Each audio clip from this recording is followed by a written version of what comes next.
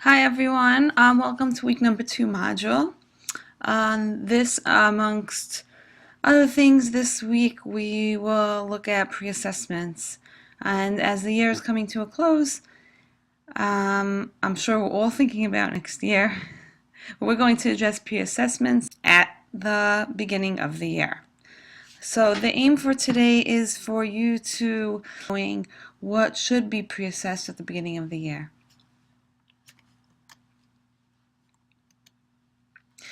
Okay, so now what should we pre-assess? Just to highlight the value of pre-assessment and not necessarily coming into the classroom knowing nothing about our students, pre-assessment aims to explore how we can gather information on our students and the best way to do it in the beginning of the year. So let me identify a few realms, a few areas that we can pre-assess the students, as well as the significance of it. So first is prerequisite knowledge and skills. That is inquiring, coming into the classroom, there are certain knowledges, there's certain skills that we assume our students are coming in with. And if they don't have it, then we're going to introduce new content and they are going to fall way behind. The issue is going to snowball because they haven't even mastered the foundational knowledge and skills. And sometimes teachers don't realize this. They see students struggling, but they don't realize it's foundationally, it comes from that which was prerequisite. So the first thing we can pre-assess is prerequisite knowledge, that which we expect students have mastered before they came into our classroom. The next thing a teacher will benefit from pre-assessment is the upcoming knowledge and skills. And that is that which we're going to be teaching over the year. What knowledge and skills are we going to have them learn over the course of the year? I'll explain the significance of that later. The third is learning styles, how they like to learn, something that inquires about their learning capacity and has them reflect on the way in which they learn. And the last thing is interests. What interests them? What motivates them? What are their hobbies outside the classroom? Those generally refer to outside the classroom related information. So why pre-assess each? So we mentioned prerequisite knowledge and skills. Why to pre-assess that?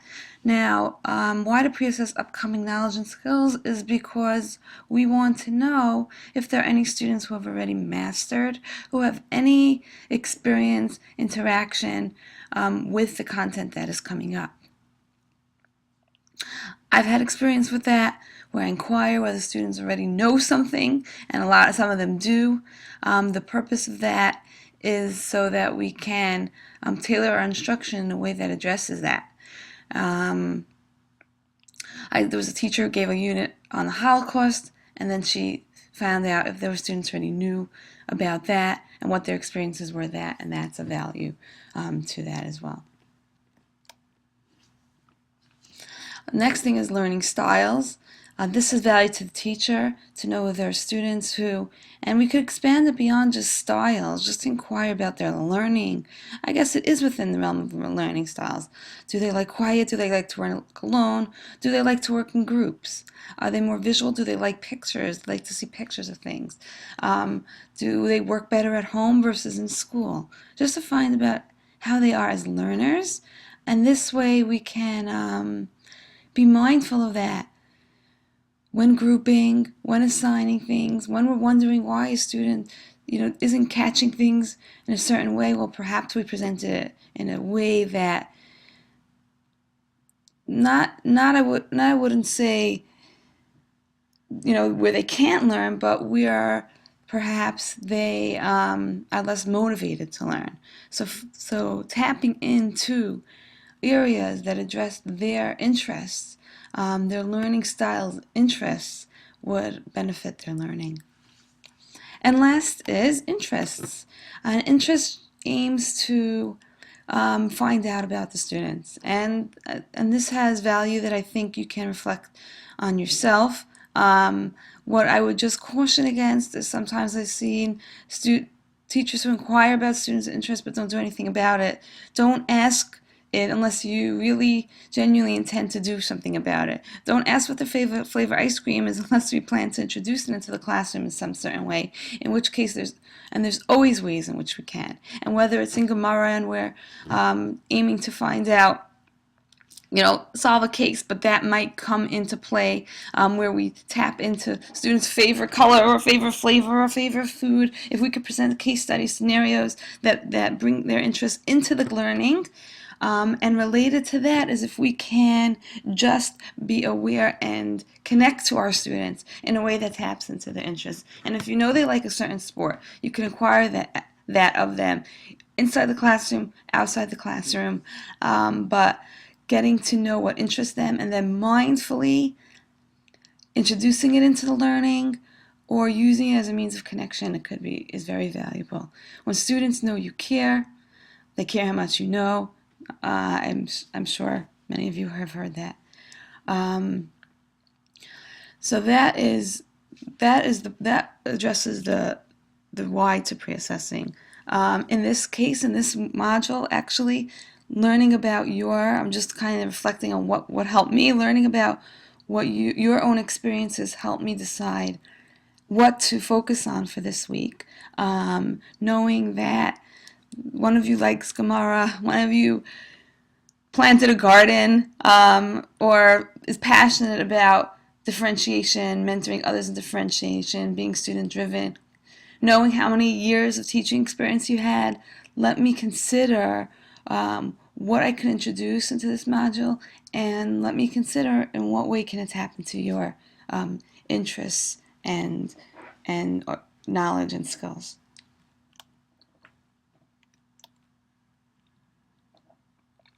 So we addressed this somewhat, but just to review what decisions can be made based on pre-assessment results. So one is definitely grouping. And what I would say with regards to this, and especially those who attempt to differentiate instruction, is you probably know this, but that grouping is not, you should not have one kind of grouping in a classroom. It's not always the stronger students and the weaker students together, or it's not always a strong with a weak student. A differentiated classroom should have different grouping arrangements, and knowing about the students will allow you to make these different grouping arrangements. And obviously there's stuff that you need to find out as the school year progresses, but there are things even in the beginning of the year that you can acquire that can help you in your grouping.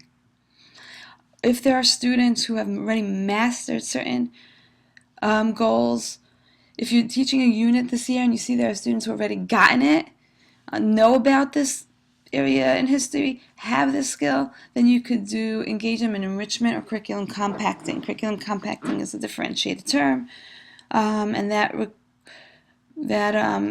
reflects giving alternate assignments for someone who already mastered a unit, an alternate rich learning experience. I shouldn't just say assignments. And if you're interested in learning more about that, I can share with you some resources on curriculum compacting geared towards students who have already mastered a specific unit or specific content, and them sitting in the classroom would be a waste of time.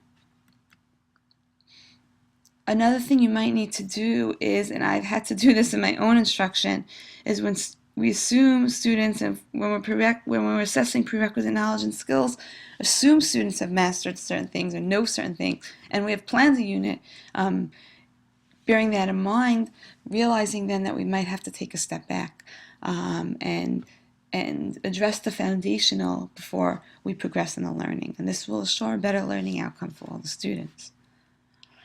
And this, as mentioned, knowing them helps connect to them. And connect to them, not only makes us better teachers who make a difference, but in the learning realm as well.